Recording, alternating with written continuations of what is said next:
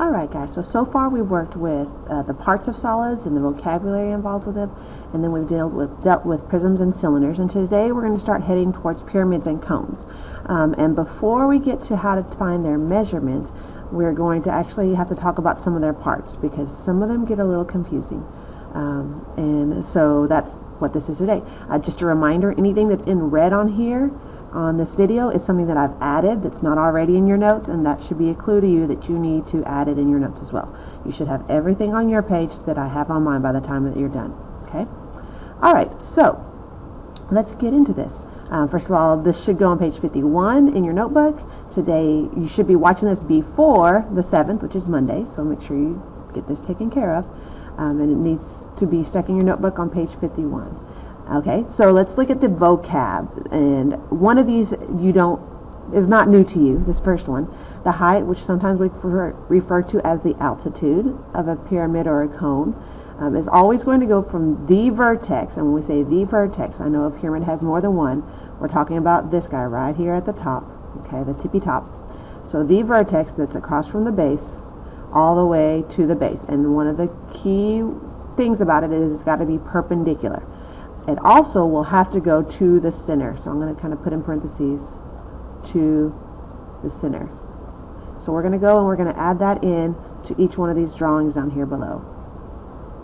Center. Now, some of these, not all of these parts are used in every formula. The altitude, you don't use it for surface area, you only use it for volume.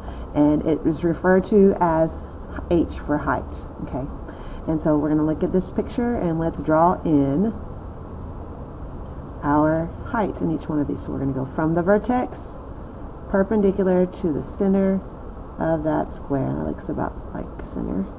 Okay. Down here again, straight down, perpendicular to that base right there, and in a cone, perpendicular to this, and it should go to the center of that circle. Okay. All right, and that is your height. And since we use H for it, we're going to draw a little line out here, and we're going to say that that is the height. Let me go ahead and do my lines first. All right. Now, notice I drew a net off to the side on mine. And that is because some of these will show up on a net, and some won't. I want to show you what shows up on there.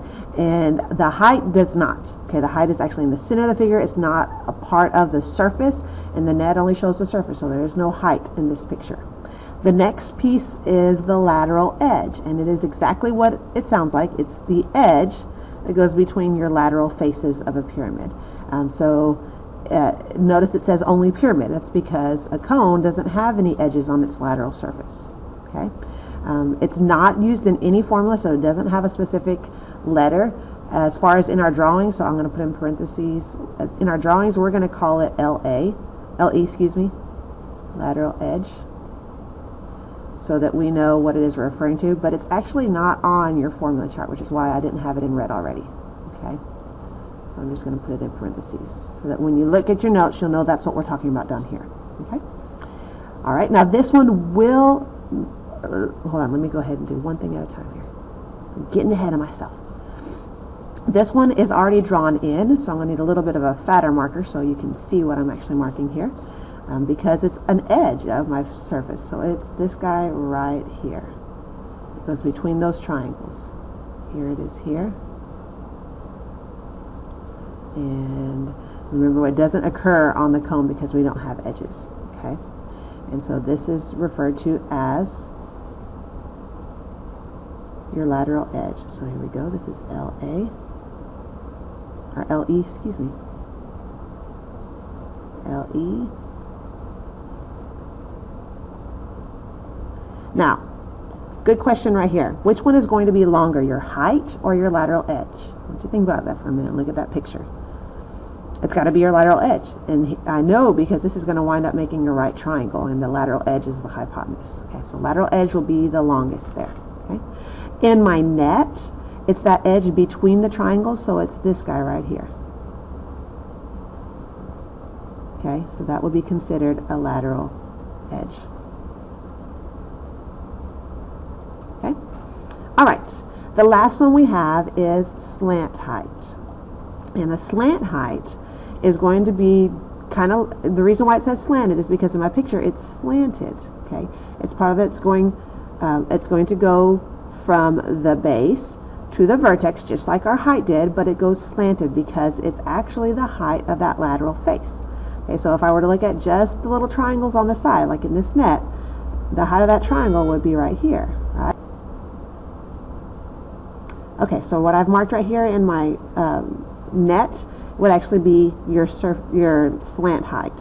When I look in here, it's this guy right here would be the height of that triangle. It will always go to the midpoint of that side down there. Now we do have a slant height in a cone. It's still from the vertex to the edge. It's still slanted, so it still fits the description, but of course it's not necessarily in the middle of a side because there is no sides in a circle. But that measurement is your slant height, so let's write that in. Slant height is used in the surface area formula, not the volume. And so if I'm finding volume, I don't care about it. If I'm finding surface area, I don't care about the altitude or the height. Okay, I only need that slant height. This symbol for it, it's maybe hard to tell what this is actually an L, but they use kind of a cursive L, so it's slanted to help you remember that it's slant height. Okay, so this is a slanted L, and I know mine looks awful, but we'll pretend that looks right. There's a slanted L. Same thing here. Okay. Now I want you to take a look at this picture. Well, last time I asked you what would be bigger, the lateral edge or the height. Now look at the lateral edge and the slant height. Do you see that right triangle?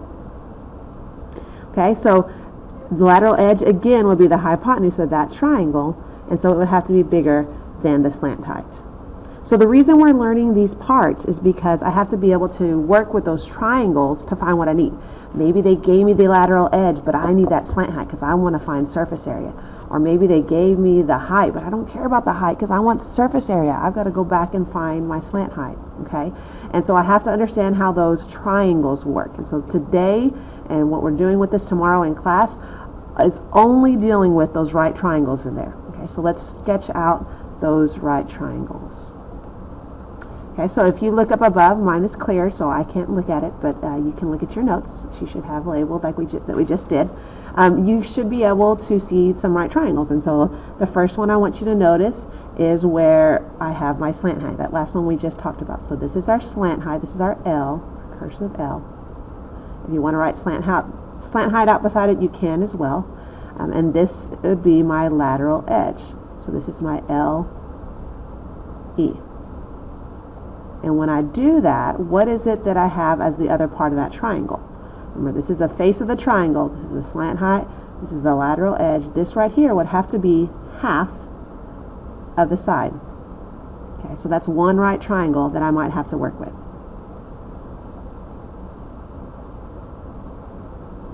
Okay. Another right triangle that you'll see is dealing with the slant height and the height. So this one actually goes to the middle of your figure. It's kind of, if you cut a cross section through your pyramid, you would actually see this. And you would have right here, this is my height or my altitude, and this is my slant height. So here's my cursive L, or my slanted L. Okay, and if you look carefully, this is, remember, the height goes to the center of your base, and this is going to, my slant height goes to the center of the side. So from the center of the figure to the center of the side, that's your apothem. So all that, the apothem stuff that we did with regular polygons is going to come back. Okay, we're going to have to deal with some of that. That's another right triangle you see. Here's a third, and that involves your height and your lateral edge. So look back at those examples up above. If I have my height and my lateral edge, and this up here is your vertex, what is that bottom piece that connects them? Well, that's going from the center to a vertex. From the center to a vertex would be, and it's easier to see in the cone. That's clear what that one is there. And that would wind up being your radius of your polygon. I don't know why I wrote this whole word out. I should have just put an R. But that would wind up being your radius right there. Okay?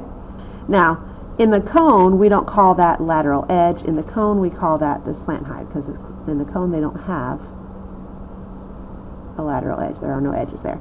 But the cone also has your slant height and your height, and that one makes the radius. So this is only for the cone, because remember, over here with my pyramid, the height and the slant height, I needed the apothem. So let's kind of make sure we're clear here that this is with the cone.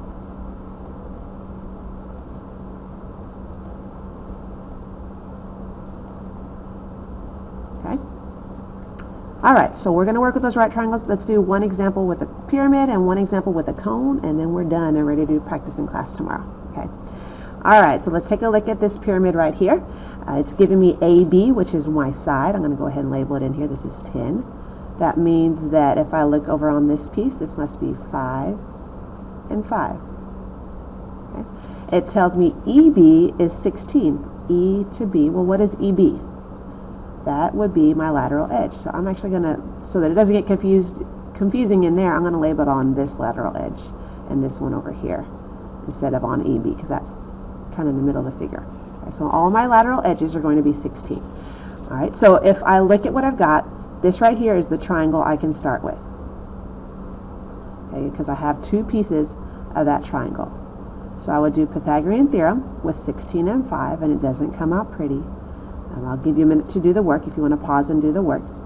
But it should come out to 15.2. Now what is that we just found? What's this piece right here? That's your slant height. Remember, it's slanted there? So that 15.2 is right here. 15.2 is my slant height. The altitude, now I want to go and find my altitude. Well, luckily the base is a square, so this apothem right here is really easy to find. It's just going to be 5, right? So again, we have 5, but now the hypotenuse that we're dealing with was that slant height. So the Pythagorean theorem we would set up would say 5 squared plus b squared equals 15.2 squared. So it's going to have to be a little bit smaller than my slant height was, because your slant height is actually the hypotenuse there. And if I work that out, I'll come out with an altitude of 14.3. I do want you to have the math on your paper, at least have it set up. So if you need to pause to do that, then do so. I want you to be able to look back at these notes and see, where in the world did I get 14.3? So make sure you go back and write out that Pythagorean theorem, okay? Cone's really simple, because cone we really only have the one triangle to deal with, okay? And that's this one right here. So in this case, they gave me my slant height is 26, so that's right here, the slanted part. And the diameter is 20, which is this. So then what would the radius be? We'll start there. The radius would have to be 10. And the altitude is what I want to find. That's here. So do you see the right triangle it makes? So I would set up 10 squared plus b squared equals 26 squared. And I would come out with, this one does come out pretty. Your altitude would have to be then 24. And we know it's got to be smaller than 26, because 26 is my hypotenuse there. All right, so what can you expect tomorrow? You can expect to do a whole lot of Pythagorean theorem, okay? So be ready for that. And we're just working with the parts right now. We're not going to go a step further just yet. See you tomorrow.